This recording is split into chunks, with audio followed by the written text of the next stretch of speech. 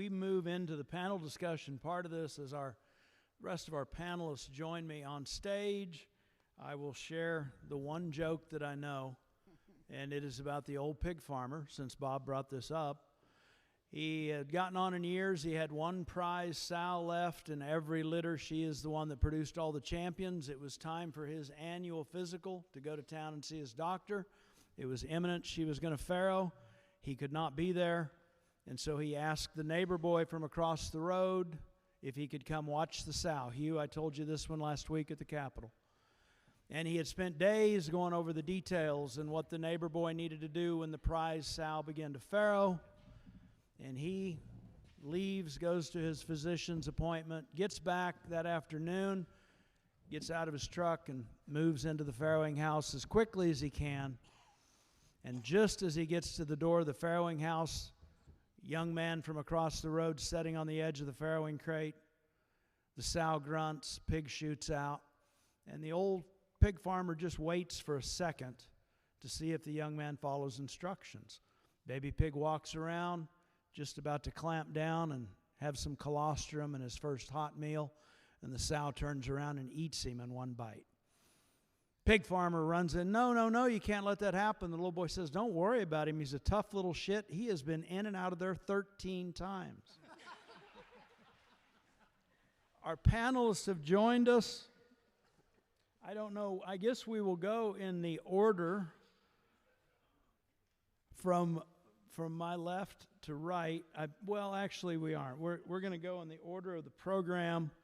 And so, who was first on our program? I think you'll find this interesting relative to what Dr. Weber just shared with us. You're going to hear from some folks that have got a lot of experience as cattle breeders, marketers. It is interesting that we are joined on stage by folks who have had a career on Wall Street as venture capitalists and some ag economists along the way, but a lot of cattle savvy in this group, and I think you will find this interesting, the different perspectives that they're going to share with you. So you've already heard from Dr. Weber. Our first of the panelists that's going to speak to us from King Ranch in Texas, the CEO of King Ranch, Robert Hodgen.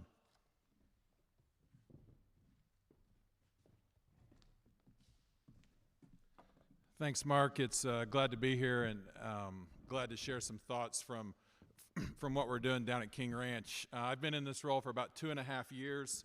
I was around here in the mid-'90s. I was on one of Mark's judging teams and have kind of went off and been involved in a lot of different aspects of protein production. I was in the grain business, grain trading business, feed business. Was involved in some private equity investing around the world and really trying to bring all those different aspects of my career to King Ranch as we look to grow King Ranch. Got a few different slides to show today, and we'll try and get through this in a few minutes. The bull behind me is a bull we sold in 2019. That is a Santa Gertrudis. That's not what most people think of as a Santa Gertrudis. But we'll go on and we'll talk about some of the things we're doing at the ranch today. A lot of what you're going to hear today from me is going to echo what Bob said. It's going to echo what Jack said. I will share some thoughts about where the business is going. This is our view of the value chain. I think the customer has to be on here. The consumer has to be on here. Today, most people don't think of us as a seed stock company, but we've got 1,500 head of purebreds down there really making our own bulls. We'll talk about the commercial cow-calf business. We background cattle when we have grass. The feedlot business, we've got a small feedlot in South Texas. We just made an investment and April 1st announced that we purchased half of Cobalt Cattle Feeding, 6 yards, 350,000 head of cattle on feed, and retail and distribution. And I really look at this as we got product going one way and the customer gets a vote and information has to come back. And we'll talk about some of the places where we're going in the future. A lot of people have heard of King Ranch. I'd heard of King Ranch. For the people from Oklahoma in the room, I got out Google Earth. And this is going to go on to why we can do certain things and can't do certain things. Bob, you talk about having a lot of herds. We got a lot of cows, but we can't manage 3-breed rotation. We'll talk about that later. But if we put Stillwater in the very northeast corner of the ranch, to get to the northwest corner of the ranch, you got to drive to Hennessy. Anybody here from Chickasha or the Chickasha area? Okay, driving from Stillwater to Chickasha is the equivalent of driving from the northeast corner of the ranch to the southwest corner of the ranch. Let's put this in perspective of how much country we're trying to cover. And we'll get into some numbers with that. But this just, it's easy to show maps. I think this helps put it in perspective for people from Oklahoma. did for me. Let's talk about the cattle on the ranch. 825,000 acres, we publicize that. It's about 750,000 acres of habitat. We have to balance the wildlife with the cattle. Truth be told, the wildlife are worth 4 times what the cattle are worth on the ranch. I'll say that again. The wildlife's worth 4 times the cattle. So cattle go long before quail do around there. Today, we're at about 23,000 head of cows on the ranch. There's about a 1,500 purebred herd. 2,800, we call them the commercial cows. I started calling them King Reds. They're really a breed today. They're a composite Santa Gertrudis Red Angus, and rainfall is going to drive cow herd. In 2011 and 12, we got down to about 14,000 cows. It built back up to about 25,000. We're in drought liquidation today. We've got 30,000 acres in the southwest corner of the ranch that we don't have any cows on. Spring and fall calving herd. We are a low input model, and this gives us this is some limitations to our ability to handle crossbreeding. 1 cowboy per 23,000 acres, 1 cowboy per 750 females, and that's with no day help, that's with no seasonal workers, that's with nobody else helping. We're pretty low feed input, 125 to 150 bucks a cow. And Bob, I appreciate you can chase fertility with the feed bucket.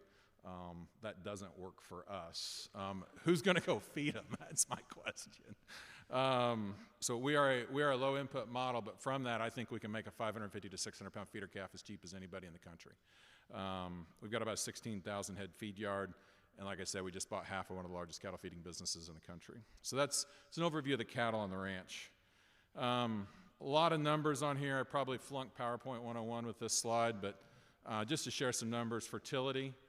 Our 8 or 9 year average is about 89.5% conception rate. And this is pretty intensive. If you don't breed in the 90-day window, you're gone. If you don't breed back in a 75-day window after your first calf, you're gone. Second strike, you're out, open or done. So when we talk about these conception rates, this is pretty intensive for our country.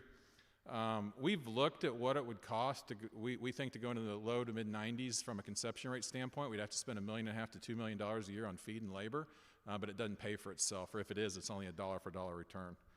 Profitability is number 1. We have a very clean P&L, focus on cash and free cash flow. Pounds of calf weaned per acre is key KPI. Crossbreeding program, we'll talk about that in a second. Let's talk about longevity. Our model says we can make a cow last 8.5 years on the ranch. Because of some culling today, we're at 6.7 years at preg check. Everybody has different data. I'm trying to be real clear about this.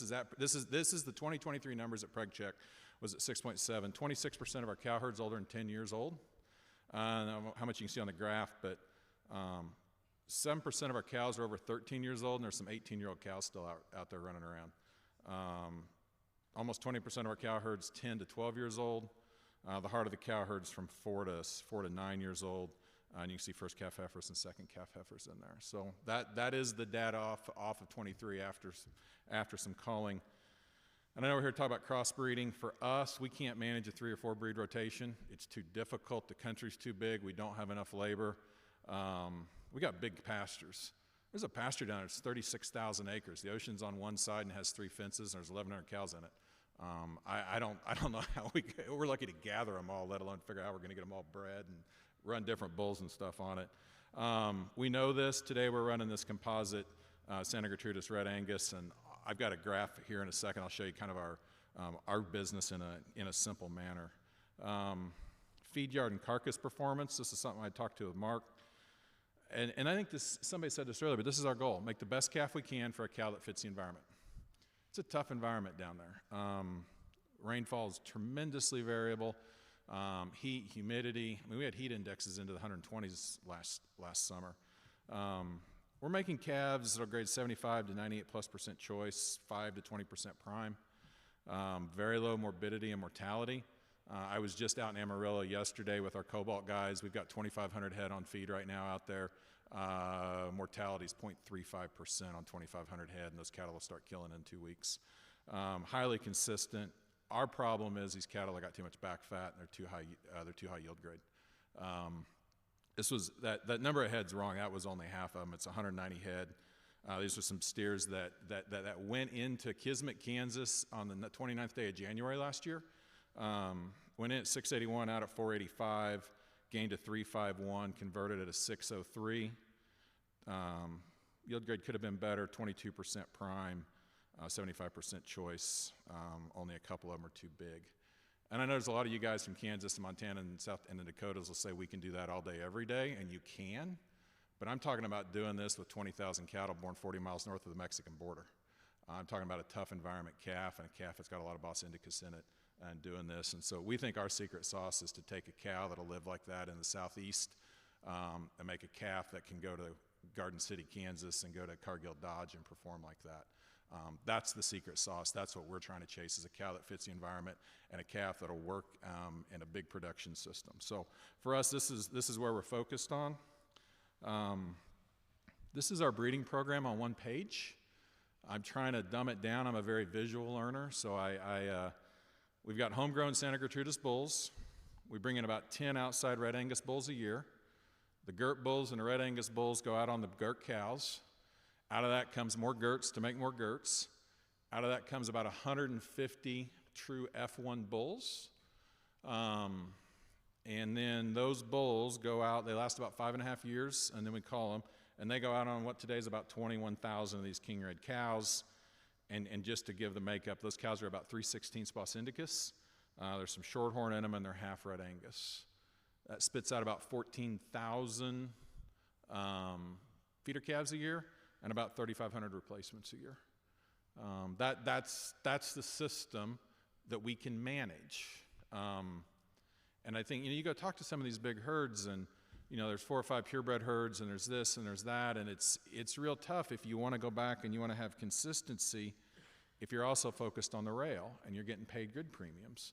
And so there's not a right program to say this is what works for us. This is the King Ranch system as we go. Where do we go from here? And this echoes the same thing everybody said. Make better decisions with data. We're not using advanced reproductive technologies enough. We've got genomically enhanced EPDs. I don't think we're good enough at still selecting heifers out of them and making sure our best cows and our best bulls are together. But this is what we have today. We got 50,000 animals with either 50K or 100K panel and parentage. We got 15,000 individual level carcass data, and every cow since 2017 has a DNA test. So we're a long way down the road. We're just starting to get to where we can use the data. I know others are further ahead of us in this, but this is where we are today. I'm a bit of a finance guy as well. I can't tell you I'm a hardcore cow-calf guy, even though I grew up with cattle in my life, showed a lot of cattle. I keep coming back to, when we talk about EPDs, and yesterday I was just with Whit West. Again, Whit and his team are going to buy about 500,000 head of cattle a year. Whit doesn't care about EPDs. This is a guy buying 500,000 head of cattle a year. He's got to make an economic prediction model. He's got to know how that calf's going to convert, how he's going to feed, how he's going to kill, and what he's worth. If he can get 4 or 5 basic pieces of data, he can almost nail that calf to what he's worth to the penny. But how do we go to being able to have economic prediction models? That's what I'm focused on with our team. Again, advanced reproductive technologies. And with that, we think we need fewer seed stock cows. We don't need 1,500 cows. We need 40 great cows, and we're going to make the bulls we need out of those. And I think the other thing in this, and we talk about it, we got about 8,500 to 9,000 male calves born on the ranch a year. There's got to be 20 genetic freaks in there. But how do we find them? How do we get a hold of them? How do we know where they are? And how do we make more of them? As somebody talked about, there's a few crazy bulls. There's a few of these crazily positive genetic bulls out there, but they get bred to crossbred cows, and nobody knows how great the calves are. They're there. We just got to go find them.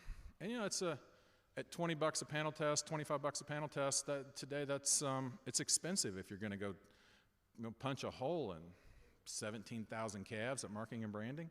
That's not cheap, but what's the value of that? And that's what we're wrestling with. To go back to what Bob was at, we're going to build out a King Ranch feeder calf program. We're working on a branded beef program. I don't put that in writing, but we're working on a branded beef program. And just in line with everybody else, we think there's a market for a subtropical terminal bull. There's a lot of work done in the Midwest and just straight Bos Taurus cattle. We don't see a clear solution on the subtropical side. That's a 3/8 to 3/16 bull. Bulls on our ranch, he's got to get up and breed a cow on the last day of June.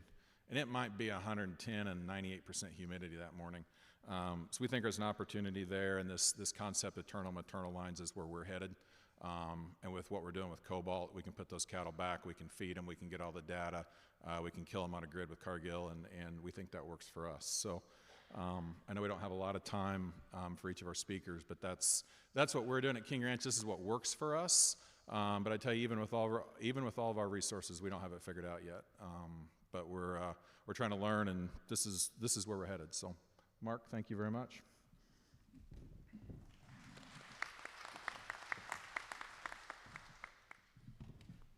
Thank you, Robert. And next up on our program is John Maddox, owner-manager, Maddox Cattle Company in Nebraska. John and I met as a result of Bob Weber getting us hooked up together, and I look forward to hearing from you, and I think you'll find it interesting what they do in their operation in Nebraska.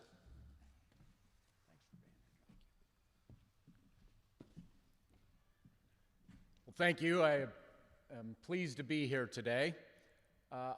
I'm John Maddox. I'm from Juanita, Nebraska. I'm a fourth-generation rancher. My great-grandparents came out and homesteaded the ranch in 1886 and brought Angus cows with them at that time. I got to tell you that I really have a passion for genetics and animal breeding. And I think it's best illustrated by when I was courting my wife. I had her come up. She's actually from South America and grew up in an ag operation and a veterinarian. And I kind of showed my hand in courting her. And I showed how really interested I was, because I invited her up to help us artificially inseminate our heifers. And so she came up. We had 1,000 heifers that we synchronized and we AI'd, and her family has a cattle operation, so she just got in that breeding barn and bred those heifers just like our men did. I thought, oh my gosh, she's come from another continent here. To do all this good AI work, I've got to do something nice for this girl. Isn't that right, ladies? So I took her to down to the Broadmoor in Colorado Springs, a very nice resort. And my best friends, the Johnsons, who live outside of the Springs, met us there. And Julie was quite impressed, coming inside the Broadmoor after spending 3 days in a breeding barn, a very elegant place. And Julie was very charming with the wait staff and very, very elegant, and had a little black dress and the pearls against that olive complexion. It was just overwhelming to me. And I told her, Julie, that was the moment I knew I found a girl for me. Any girl who could feel just as comfortable in a breeding barn as she is in the Broadmoor Hotel, that's got to be the complete package. Oh, made her mad, terrible mad. She said, well, if that was the moment you knew I was the girl for you, why did it take you over a year to propose? And I said, listen, Julie, we had to see what your conception rate was before I could offer any positions. So that gives you an idea of how important animal breeding is to me. On our ranch, we run about 2,500 mother cows, and we have designed our breeding program around two major ideas. One is we really want to make sure that if we have a female, that she raises a calf. If you had to draw up a perfect profit function for a cow, it is a hell of a burden for those cows that come up open and don't raise a calf. So having a female that gets bred and has a calf is the #1 goal in our breeding program. And two, our whole system and breeding program is built around probably the highest cost of any production of a calf is feed cost. So with those two things in mind, we developed, through a lot of study and visits to the Meat Animal Research Center, a maternal composite that is really focused on being a complete year-round grazing program without any hay, without any supplementation, that has relatively high or very high fertility rates, and perhaps sacrificing some of the high performance traits in the form of high milk and high growth within those feeder cattle that we produce. So in doing that, we have a 5-breed composite. Much like it's been mentioned, we do that with those 5 breeds and manage it as a purebred, as just a one herd. And in doing that with those 5 different British-type maternal animals, we can maintain 75% retained heterosis in that composite.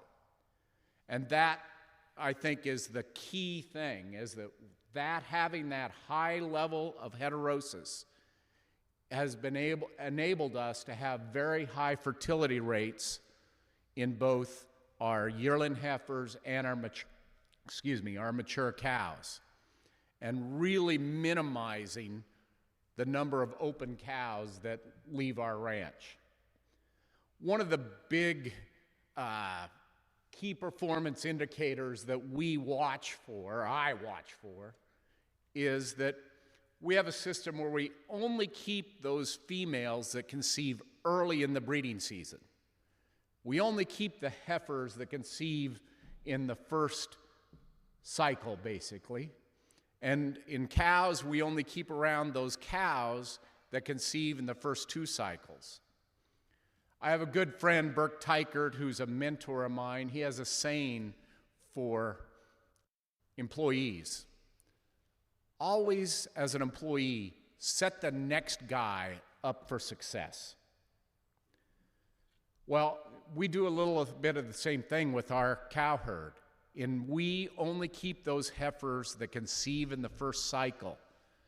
And we are setting up that heifer for a lifetime of success, because nothing will improve that fertility, not genetically, but statistically, by having her get bred and conceive and calve early in her life. Where the fallout comes is those late conceived, late calving heifers and cows. She's not set up for success. So we would expose roughly about 3,500 females every year, and I look at the number of open females that leave our ranch every year as being one of the key drivers of our profitability.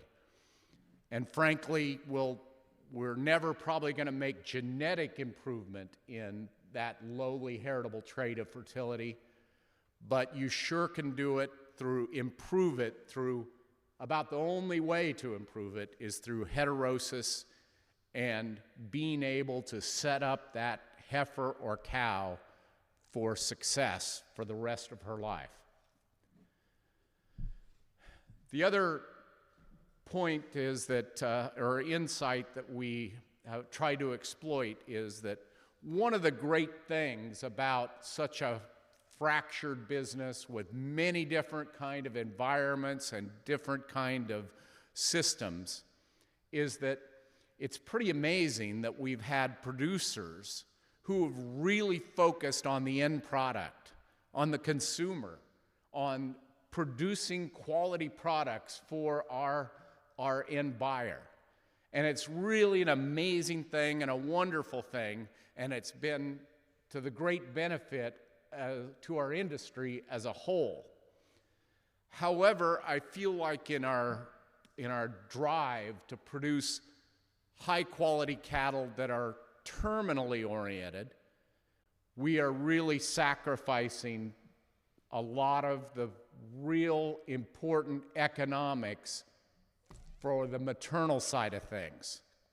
And if you just look about the number of cows out in the country today that weigh 14 or 1,500 pounds, that produce fantastic feeder cattle, but are really more terminally oriented rather than maternally oriented. Terminally oriented in that they're a high percentage Angus, and they're high growth, high milk, high mature weight cows that don't easily get rebred. So I feel like as an industry, as we've served the consumer, we've also sacrificed a lot of maternal efficiency that really is lost from an individual producer standpoint. And it is an area that can really be improved on as we have turned to more of a straight-bred cow herd. And there's all the data in the world from the Meat Animal Research Center to identify those animals who can provide more moderation in that mature weight, improve fertility, and also not sacrifice the end product qualities that we're looking for. So I would encourage you all to re-examine your breeding program to make sure that we are using breeds that are, again, have complementarity to that end product, but also can add a level of fertility and performance back to the end ranch. In closing, Bob asked me to talk a little about another of the big costs that are lost on a lot of cattle producers, and that's the cost of depreciation. It's just a very sobering thing if you figure up a cow herd and think about how every year that cow herd is aging without adding those new replacements, which obviously is a cost. That is a depreciating asset, is an asset that is losing value every year. And it's one that doesn't show up on an income statement, but it is a real cost to any ongoing business. So how we have attempted to deal with this hidden cost, hidden to most producers, is that we have focused our maternal composite, our maternal females, to try to serve a demand out there for these more moderate maternal type animals, animals that are bred and have genetic backgrounds focused on fitness and convenience traits as opposed to high performance, and hopefully not sacrificing the end quality product. And in doing that, we have a very aggressive program of trying to save almost every heifer. We have about 1,200 heifers that we're going to expose this summer. We do it on a low-cost basis. We run them right with our yearling cattle. And in doing that, we expose almost every female. Fortunately, we get most of them bred, and then have a very high replacement rate into our cow herd.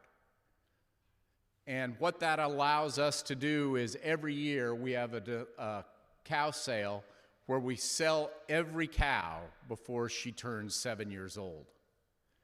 And we have, hopefully, in a lot of cases, that cow is appreciating in value every year right up until that 7-year-old period. And then she just falls off a cliff and becomes a killer cow after that point.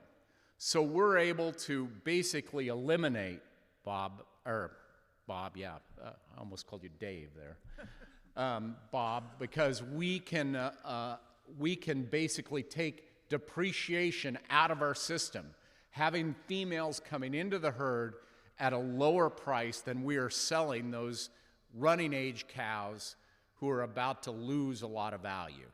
We sold our cows on the second week of April every year, and we basically got $3,200 for those good running age cows that, again, focused on fitness and convenience traits, have high quality udders, moderate sized, easy fleshing, good dispositions, calve easily, that are well suited for people who don't want to develop their own heifers. And in the last point on that, we do a similar program with our own bulls. And I failed to mention, on those heifers, we raise all of our own bulls, and on Monday, we're taking 15 head of those 2-year-old maternal type bulls to Montana. We're collecting them, and we sort semen on those home-raised bulls, and then we AI those 1,200 heifers to our own bulls, and they will produce almost all heifer calves out of that mating. So that allows us to increase even more that replacement rate, which allows us to sell more of those appreciating in value cows, as opposed to having them drop off the cliff and sell an old 9 or a 10-year-old cow. Do the same thing on our bulls. We keep 150, maybe 200 bulls, use almost exclusively yearling bulls in our program, and after we're done with those yearling bulls, we castrate them and feed them and sell those bulls for steer price as opposed to cow price, and eliminate that depreciation that we have on those bull calves as well by turning that bull crop. And I guarantee you 200 bulls will eat what 600 or 700 cows would eat, and allows us to increase our carrying capacity and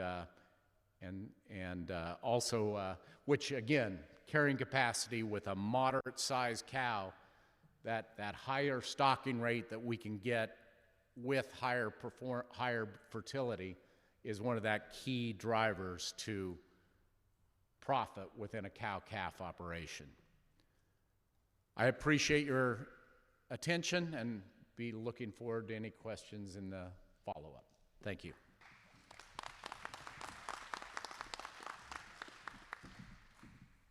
Thank you, John. And we now move to Jim Moore. He is an award-winning cattleman from Charleston, Arkansas, owner-manager of Moore Cattle Company there, to share what they do in their operation. Jim? Thank you, Dr. Johnson. I want to thank you for giving me the opportunity to come here and be here with you today and to tell you a little bit about what Moore Cattle Company does and how we do it and where we've been and how we've gotten to where we are and where we're going to try to go into the future. We are a straight bred commercial Angus operation, so you're going to hear a little bit different story from me than what you've heard previous today. One of the things that we do a little bit different than most commercial cow-calf operations is we feed our own cattle, and we've been feeding our own cattle for several years now. But like all operations, we've evolved down through the years. And in the 1940s, my grandfather had straight-bred Herefords, and we had those straight-bred Herefords on our place until probably 1982, 83, somewhere in there. And we decided that we were going to try our hand in crossbreeding. And so we took those Hereford cows and we bred them to some Brahma bulls, bred them to some Santa Gertrudis bulls, threw a Brangus bull in there on them, and we kind of created ourselves the calf crop that you were talking about earlier, of we had one of every color, to say the least. And I'm not saying that the cattle weren't good, I'm just saying that it was something that was very foreign to us. And so what we decided to do is we knew that we needed to get back to what we knew, and what we knew was was commercial straight-bred cattle. And so the breed that we settled on was the Angus breed.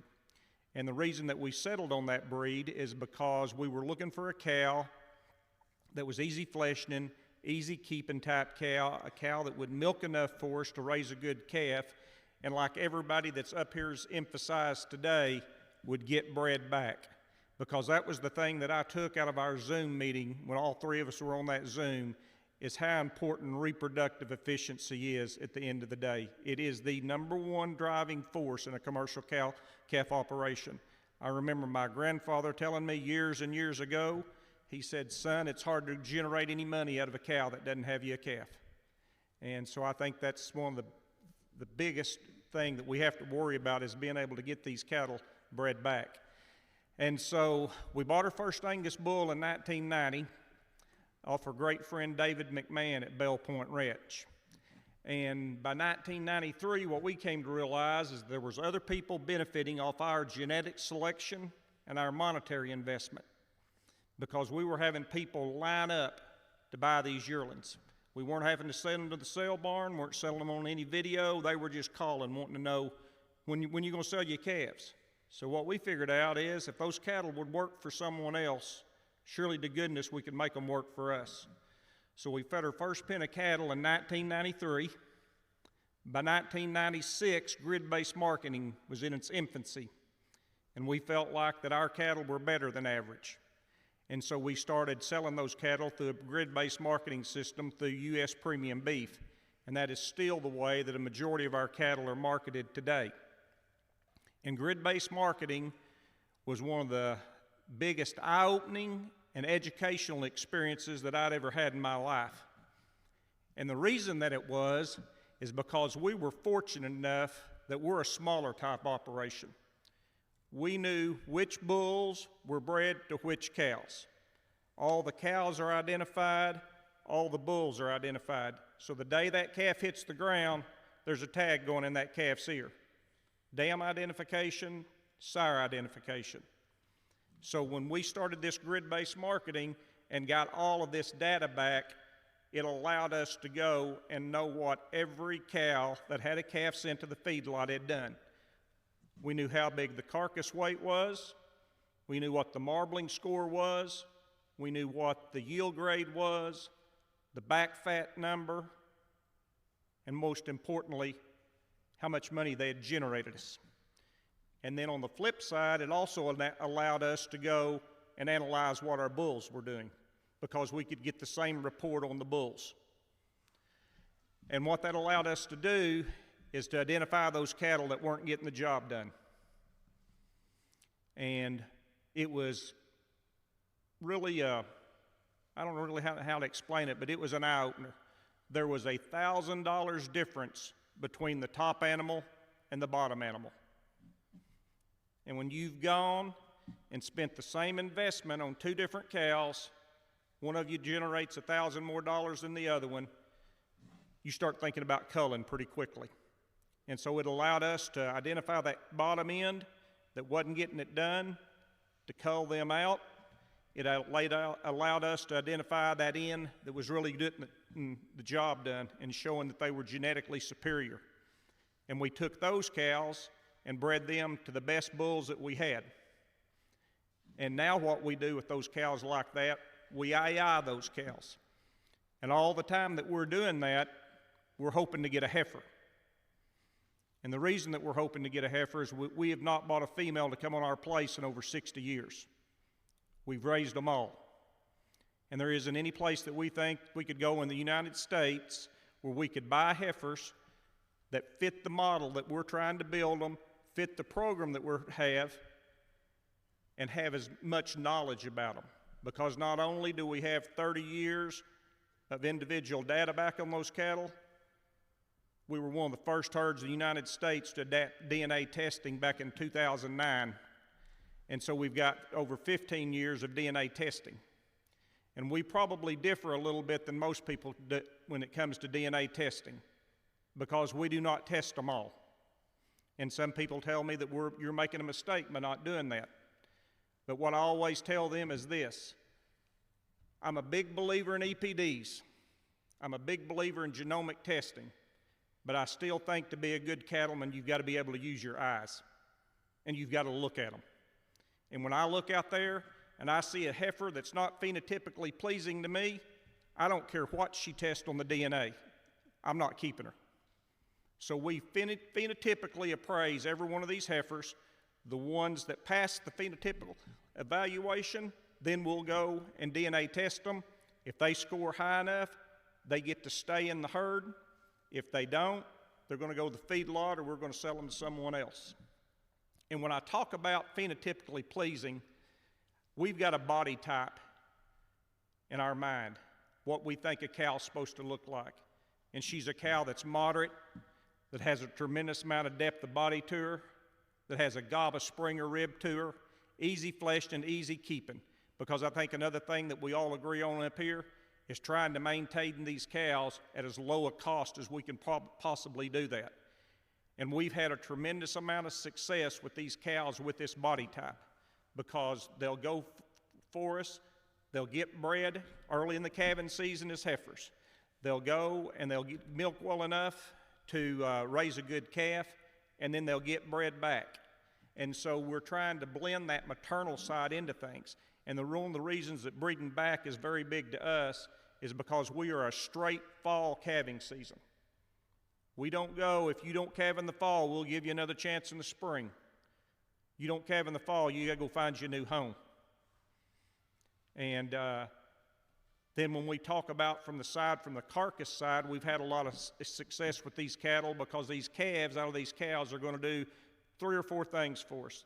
The first thing they're gonna do is they're gonna gain at a rapid rate. It's not uncommon for us to have cattle that'll go 3.75 to 4.2 a day on the average daily gain.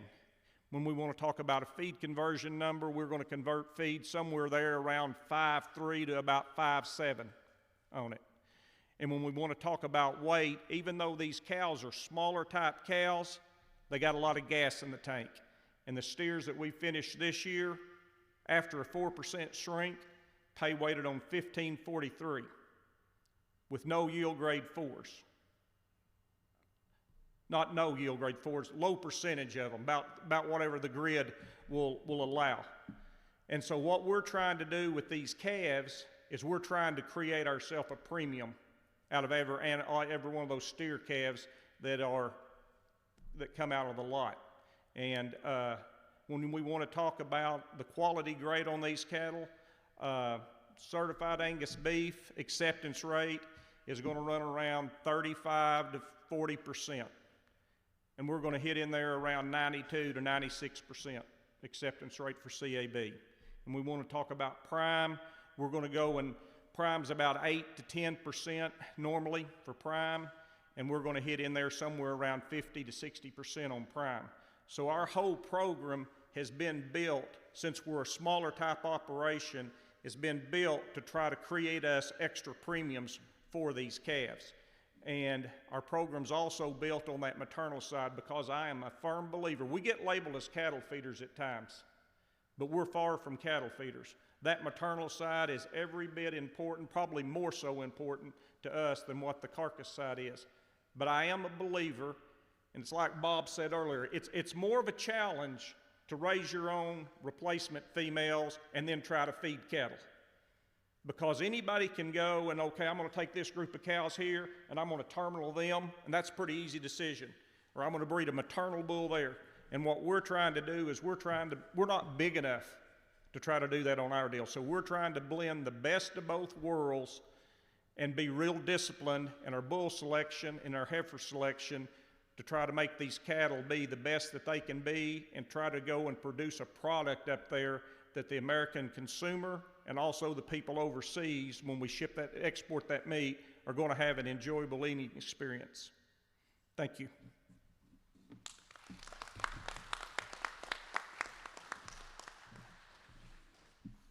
Thank you, Jim.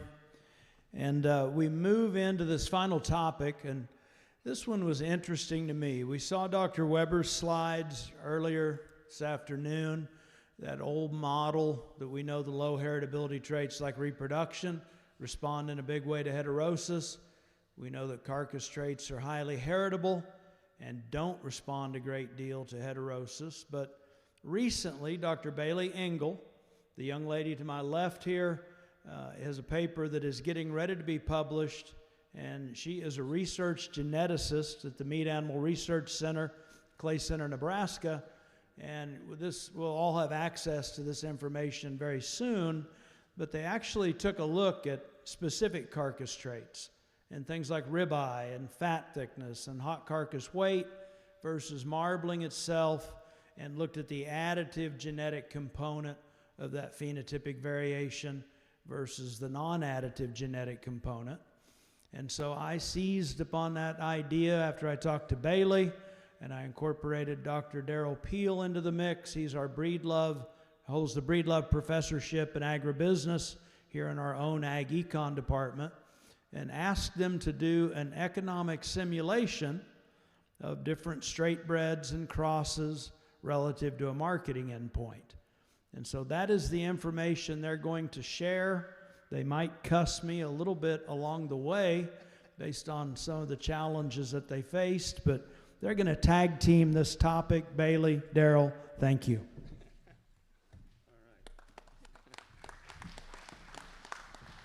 All right. Those of you that know me, and most of you do, I think, realize that this is not, you're probably asking yourself, why am I here at this point? I think last year Mark asked me to do Outlook for this, and that's what I normally do, and that's probably what I ought to be doing. But, I don't know, a couple months ago, Mark called me one day and said, hey, there's some new data coming out. Bob talked about the fact that we've got lots of data for lots of years, and that's certainly true, but we continue to add to it, and we're getting new things all the time and things that we didn't have before. And so Mark hit me up with this idea of, can we take some of this new data, incorporate it into a simulation model to look at the impacts of different genetic mixes in cattle? Now, some of you have heard me say this before, but I have often told people when it comes to talking about complex subjects, everything's easy when you don't know what the hell you're talking about. I'm a victim of my own saying in this case, because I said yes. And then he put me in contact with Bailey and her colleagues at Meat Animal Research Center. They started shipping papers to me, old and new, on what we knew about this stuff. And of course, over the years, we've done lots of different things. The papers are done different ways. And the first thing that became apparent when I got all these papers was that I never had very much genetics, and what little I did have was a hell of a long time ago. So I had to go back to school myself, try to get up to speed to even be able to read the papers and understand what we were talking about. But with a lot of help and coaching, we've started this process. And so, you know, there is new data, and that's part of the basis for this, as Mark said, incorporating some carcass data on breed-specific basis. So I'm going to turn this over for a minute and let Bailey talk about some of that new data and some of the things that they're working on and some of the things that we're trying to incorporate into this ongoing exercise. Thanks, Darrell. So as you can tell, we're tag teaming this a little bit, which is the first time I've ever presented research data in this way, so bear with me a little bit. But like you said, my name is Bailey. I'm from the Meat Animal Research Center, which Bob graciously introduced for me, so I won't go into too much detail, but I'm part of the scientific team that evaluates the germplasm evaluation herd, GPE. And he described some of the historic context to it, but right now it has currently been in development for over 20 years, and it has 18 of the top utilized breeds in the United States in both purebred and then all of the corresponding crosses. And so what this allows us to do very uniquely is evaluate both breed differences side by side, as well as the differences between breeds for heterosis potential for basically all the economic traits that we can possibly measure. And so imminently, we will have a paper coming out that reports these breed-specific heterosis estimates. It's gone through scientific review, so we're just waiting on that final approval, so very, very soon it will be available. And so it's really nice to get to partner with somebody who is an economist and who knows how to make these simulations, because that was way beyond my level of experience, especially coming from an animal science department. That level of economics was not in my repertoire, and so this has been a great partnership. And we asked the question, can we incorporate this available data into these economic comparisons?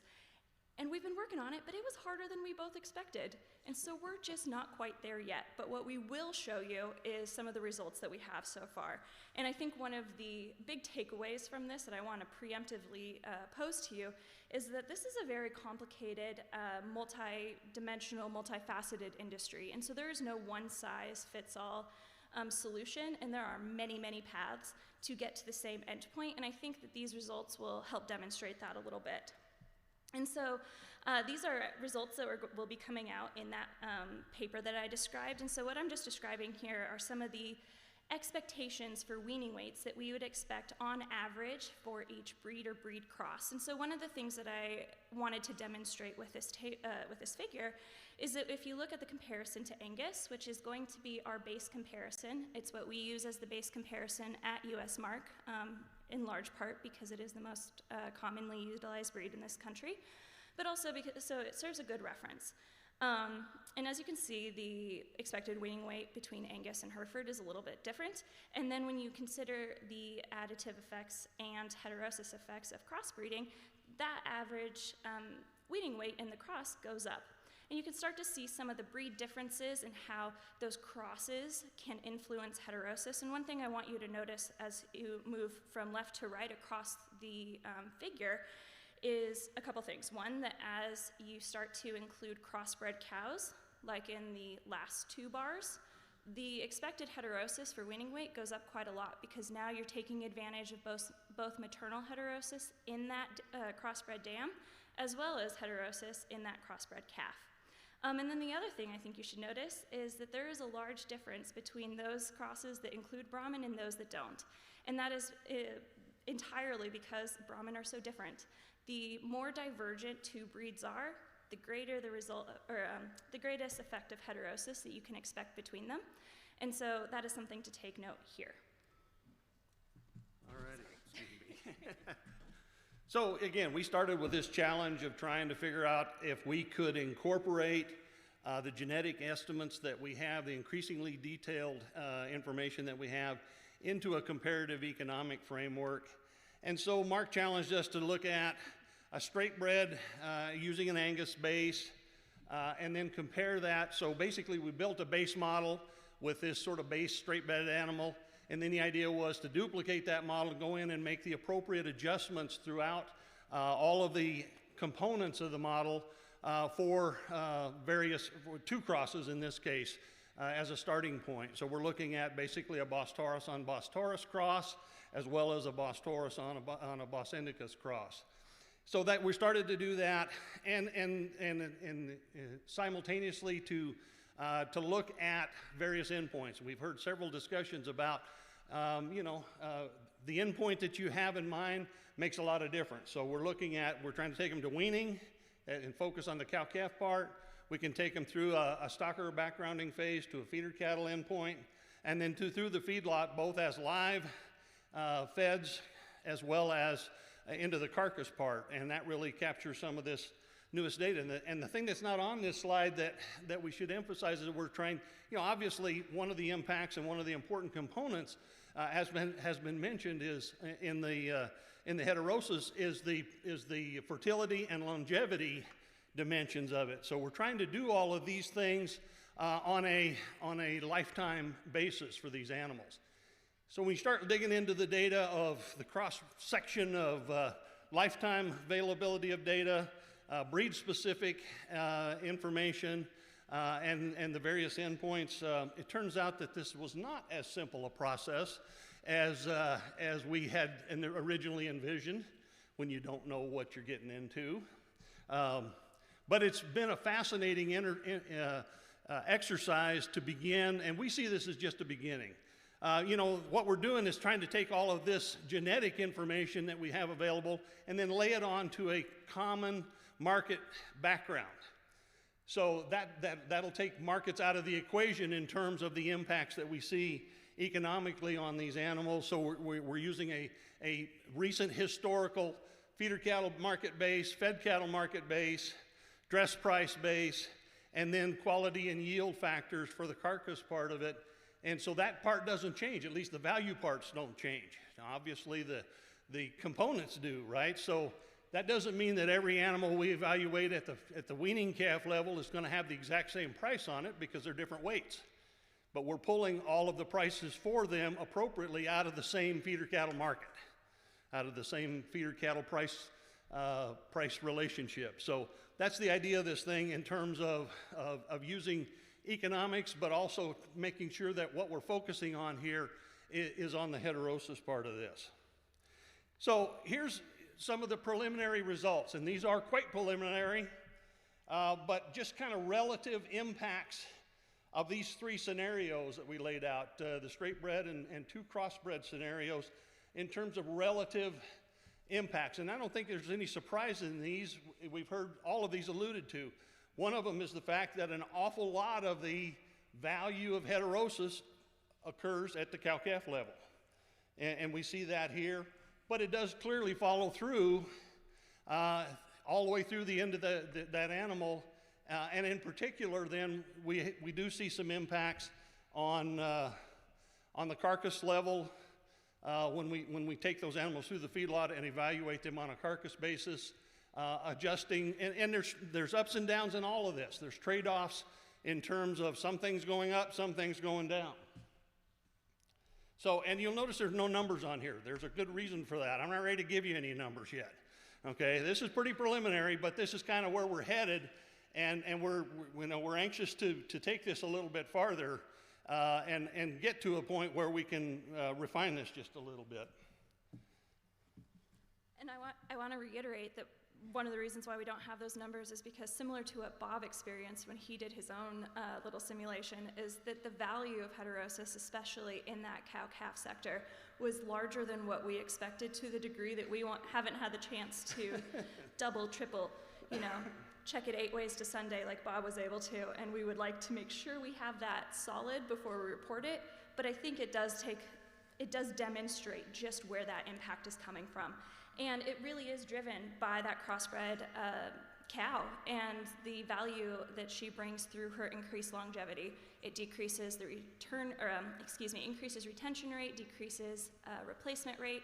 And so in doing so, you're saving money, I guess, on replacement heifers, and then also by increasing the average age of your cow herd, those older cows, especially peaking at about age 7, will produce a larger calf. And so you're increasing your average weaning weights, not only through the value of heterosis, but also just by increasing the average age of the cow herd. And I cannot emphasize enough how much of an impact maternal heterosis had on weaning weight, particularly with that Brahman Angus F1 cow. I think you could see it there very well in that previous figure, just how much higher it was than any of the other crosses. I think there's also a lot to be said about the impacts and trade-offs of heterosis all the way across the value chain, and we didn't go into too much detail about this, but there are trade-offs. That F1 cow that we simulated here is larger than the purebred cow, or the straight-bred cow, and that's something that we tried to take into consideration with maintenance costs, but it's also an important consideration for the producer. And so there's a lot of impacts at every stage, and I think that last figure really demonstrated where some of those big value changes are. And I hope it emphasizes or reiterates a little bit more the point that all these gentlemen up here have made, which is there is not one right answer for everyone, and there are multiple considerations to keep in mind as you consider which system works for you.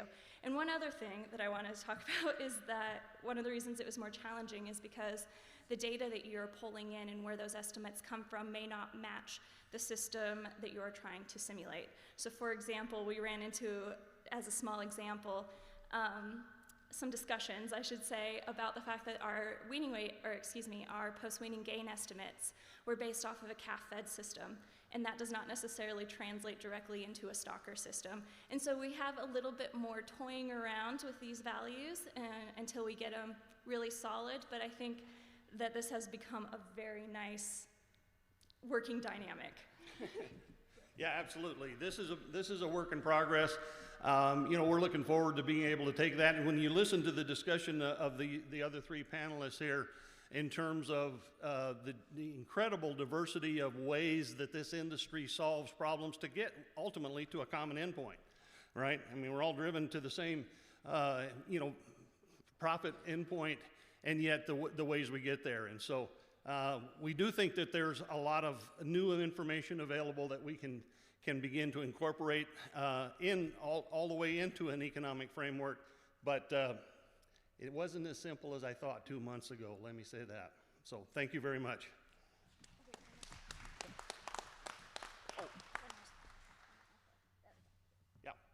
Forgot that. There's our contact information.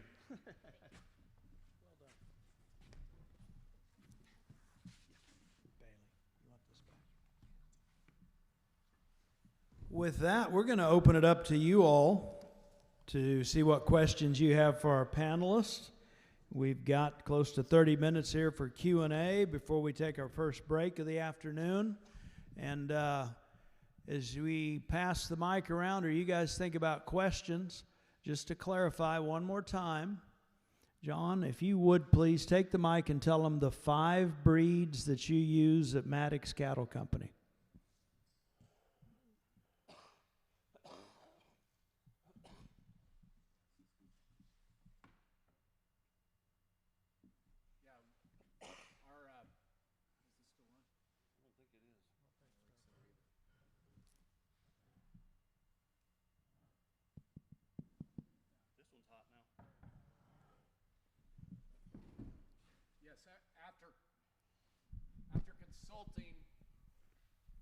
After consulting with the Meat Animal Research Center, we selected 5 breeds for our composite. Our first, and our percentage inclusion of each breed basically reflects our faith that in each breed and what they can contribute. And we start with a Red Angus. Our composite is 3/8 Red Angus. Next, a British type breed, but not actually British, is Tarente, a very maternal breed, excellent udders, moderate size. And then that makes up 1/4 of our composite. And the other 3/8 is 1/8 Red Pole, high marbling, maternal type female, with some good calving knees. South Devon, high marbling, maternal type animal, and Devon. Devon's has a mature weight and mature makeup for making a positive contribution to our composite. And once you get those percentages, once we use inter-say mating, you can retain 3/4 of the available heterosis in that composite. Thank you, John. And Robert, I know you talked at King Ranch. You've got the Santa Gertrudis, and you're using Red Angus, and you guys are arriving at those results from that. And Jim, you talked about 35 years of using Black Angus bulls. So what questions from the crowd do we have?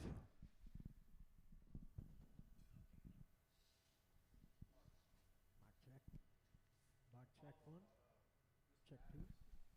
John, we'll bring a microphone to you in just a minute. Check 1, check 1, 2, check 1, 2. We're having some microphone issues, but we do have a microphone so that everyone can hear the questions. Check 1, 2, check 1, 2. It's on, it's just not very loud. It's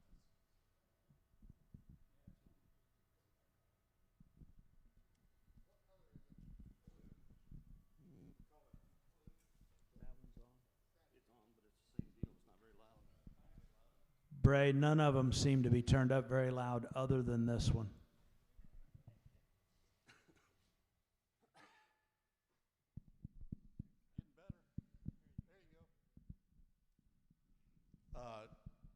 Follow up with Mr. Maddox. So, of course, several of those breeds are not, I'll say, common. Where is that germplasm being sourced at, and what kind of criteria do you use to evaluate that germplasm if it's coming somewhere in the somewhere other than the United States? Yeah, we developed our composite mainly through AI, and the Red Pole breed, for instance, was used extensively at Mark and Meat Animal Research Center, so we got a lot of bulls there. And then, all over the country, we found bulls that we felt were appropriate for what our goals were. And I think when we were all said and done, from the 5 different breeds, we used almost 60 or 70 different sires to make sure that we had a very broad genetic base to our composite. I think that's one of the key ways that you can maintain that high level of hybrid vigor over a long time. The Devon breed, we imported some semen out of New Zealand and Australia, so and South Devons and the Tarente. We just found bulls here in the U.S.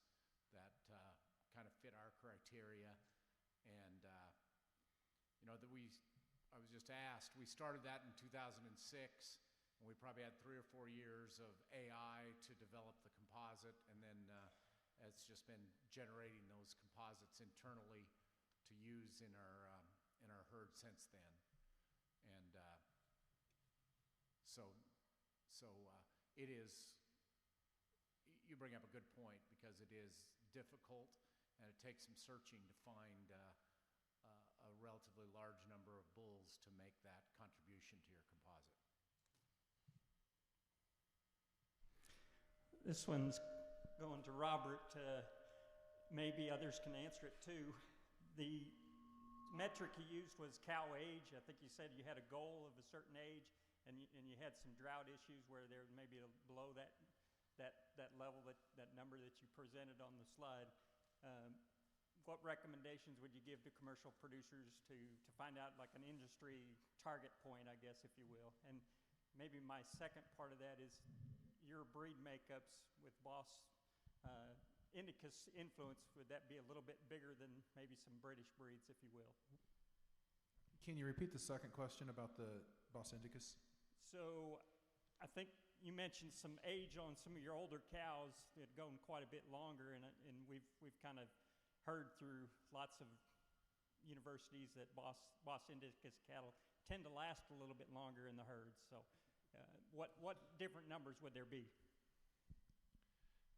I'll start with the second part of that. I certainly we contribute, the Bos Indicus influence, particularly on the Gerts, where they're 3/8, to that longevity. The balance comes out in how do you get these cows bred, and they're talking about heifers that are bred early. Largely, I hate to say this, a guy down there at the ranch named Bull Alvarez, and he's been picking heifers for about 20 years now, and Bull picks the big ones, so it means they were born earlier, and you do that many numbers for that many years, you invariably have made the same selection that Jim's talking about. And I think the challenge for us, if we go to DNA testing, is, okay, what if the best genetic heifer is the littlest one out there because she was bred, she was born the last day or something? And so how do we balance that out as a balance for us as we go forward, that we're trying to figure that out? In terms of your first question, for us, it goes back to the economic model. And when I got there, we were talking about this after NCBA in New Orleans 2 years ago, and these bred heifers prices were taken off, and the guys were asking me, well, what happens if somebody shows up and offers us $3,000 or $4,000 for every bred heifer on the ranch? We're going to keep them or sell them? And again, the finance guy, he says, well, what are they worth? And it took us 3 months, and we developed an economic model, and we tried one heifer, and we couldn't figure it out, and 100 heifers. So we modeled out, and we have a working Excel sheet that says, here's 1,000 yearling heifers, what are they worth if we breed them and play that out? And the model says they're worth about $4,500 today on a net present value basis. And so that says don't sell them unless they're worth more than that. And they're not worth more than that today. So we should be keeping every one of them we can. But I'd say that age came out of the economic model of what produces the most profit, because we're selling more heifers on the front end because we're keeping heifers on the back end. We're keeping these cows longer. And so I go back to what, for your situation, anybody's situation, what makes you the most money? Because, that's what pays the bills at the end of the day. So I think you got to build out, and I was surprised we didn't have anything like this, but I went back to kind of my investing days and says, what's the cow worth? And it took us a while to figure that out. But I think you got to go back to your your own model and what works for you to decide that.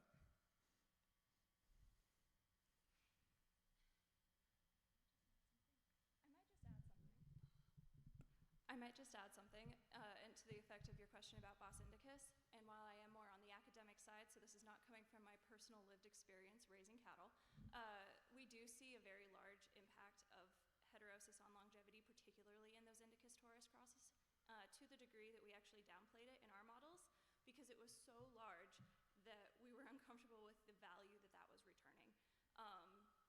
But on average, with a taurine-taurine cross, and Bob alluded to all this as well, you expect about a year addition in cow longevity, and with taurine indocene crosses, that's probably going to be closer to a 2-year increase in longevity based upon many decades and many groups of research.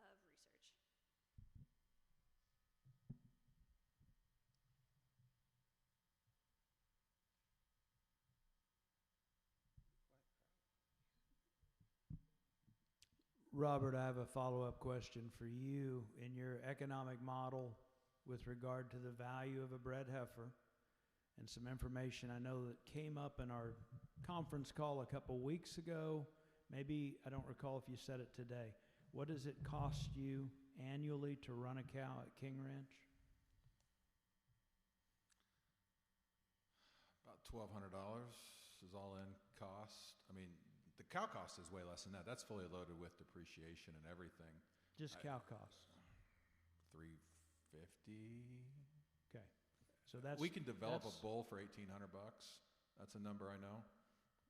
But that's factored into your value of a replacement heifer model? Yeah. Okay. Yeah. We can build a replacement heifer for $1,250 all in. Get her to calving. And again, we're pretty low cost in that.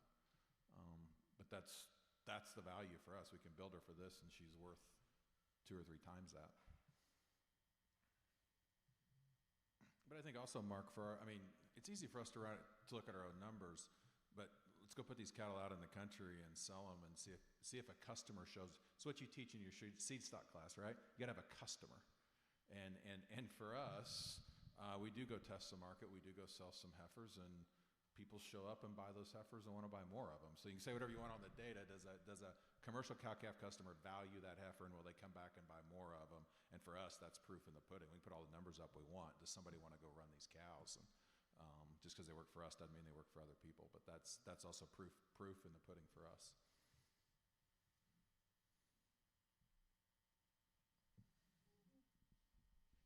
I have a question for a gentleman that had the straight bred Angus commercial cows. So you said your average slaughter weight was like 15 something.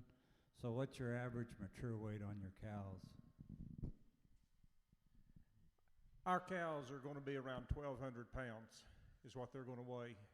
But that's what's been the amazing thing about what we've been able to accomplish, is because we can produce these steers that will pay weight over 1,500 on a yearly basis. And I just think that part of it has to go back to do with the genetic advances that the seed stock breeders have made anymore. And one of the things that concern me a little bit is, do we get to the point where we're putting too much gas in their tank, where it starts to hurt us on the reproductive side of things?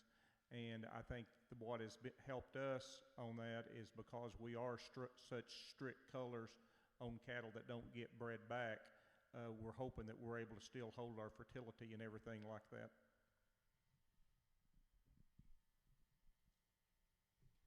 Do you have an average yearling weight EPD that you're shooting for then? Do you have a range that you're shooting for in terms of yearling EPD on the bulls?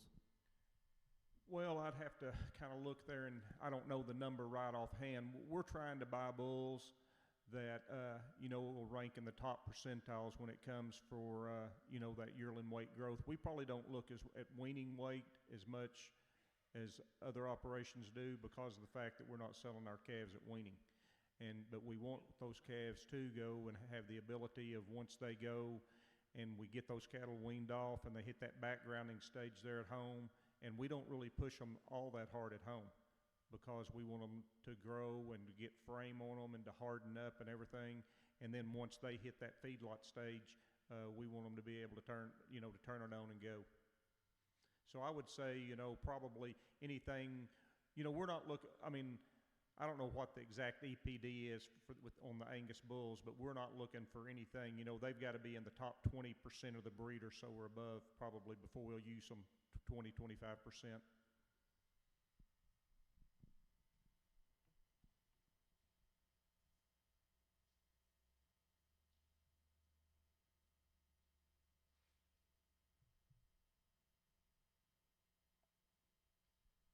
So with your calves going to the feedlot and killing as heavy as they are, in the last few years we've noticed, like through social media and on TV, they're having a lot of problems with these high-octane calves dying in the summer from having heart attacks, getting hot. Are you having any problems with any of that?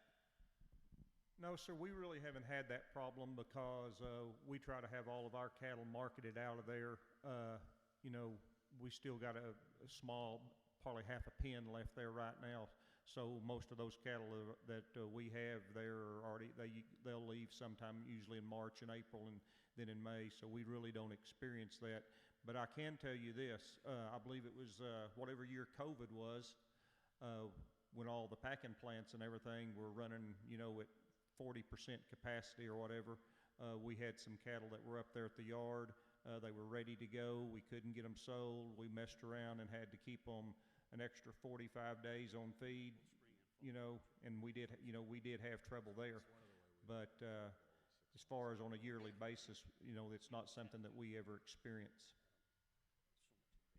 Mark, can I make a comment on that? I was talking to the guys at Cobalt, and we try and factor that in, but I think those issues are more which beta agonist you're using, and if you're not using them, I know we're planning to feed cattle here. At cheap corn and these prices, as we look going into June and July, we're going to start sliding cattle a couple weeks. And I asked the guys about death loss last week, and it wasn't. The model says keep feeding them at this point with current cost of corn, and particularly with where this choice prime spread's probably headed at this point.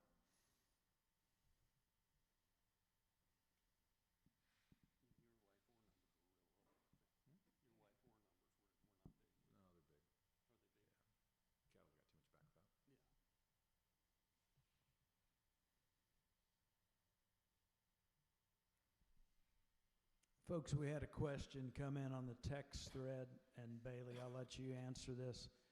In the MARC data, is there any feed intake data to look at those different breeds and breed crosses accumulated at this point? Yes, there absolutely is. So for this first heterosis analysis that we performed and are publishing very soon, we just did the most basic of traits, so mostly growth, maternal heterosis for weaning weight and birth weight, and then the carcass values, or carcass traits. But we do absolutely have average daily gain information and feed efficiency information that we've been accumulating over the years. And so that will be in the next iteration of these analyses, because it's just a slightly more complicated trait. And so we needed to build our models, get them proven, tested, etc. And that will be coming next. But yes, absolutely. And so that will provide breed differences for average daily gain or other feed efficiency measures. I don't know exactly which traits we will be presenting, and then heterosis estimates for those as well. Just a little shout out. I think she's in the audience. That's Ritalik et al. Data, yes, that is correct. The paper. That was yeah, Kelly's so. work. Yeah. One of our K-State grad students.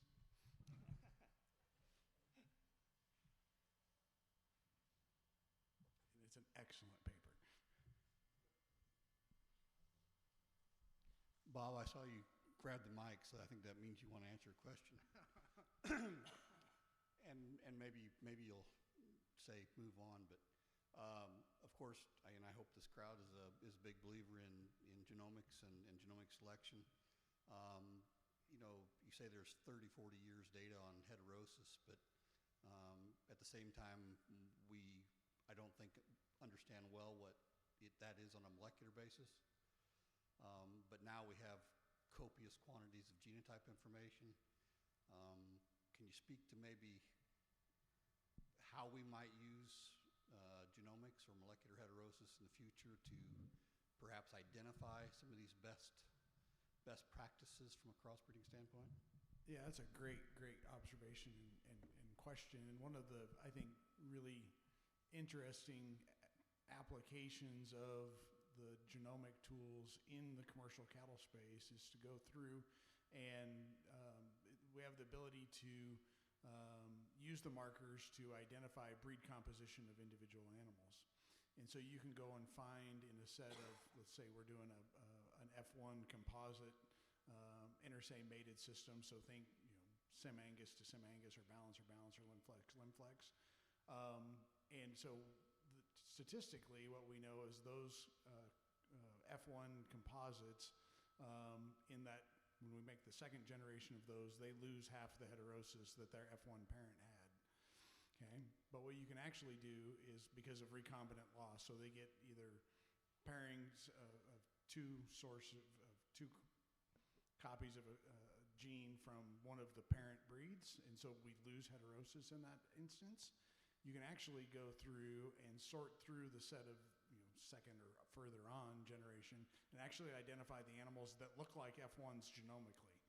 And so you can do a better job of growing the amount of heterosis or maintaining retained heterosis in the population by doing a genomic sort on these replacement candidates.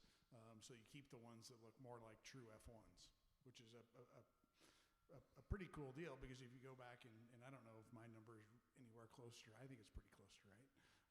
But the difference between a 50% retention of heterosis and 100% retention of heterosis is a pretty big number. And if we can do that for, if, I don't know what the price is, but say 10 or 20 bucks a head, that's worth it every day, right? Yeah, good question. And to add to that, we haven't been very good yet to date using genotypes exclusively to estimate heterosis, but I think there's a lot of work going on in that space, both at Tennessee, and then I know myself, we have a grant proposal that hopefully we'll hear back on soon that would further investigate these types of questions within the GPE herd. So hopefully we'll have better answers for the industry soon. I believe we have time for about one more question before we need to take a break.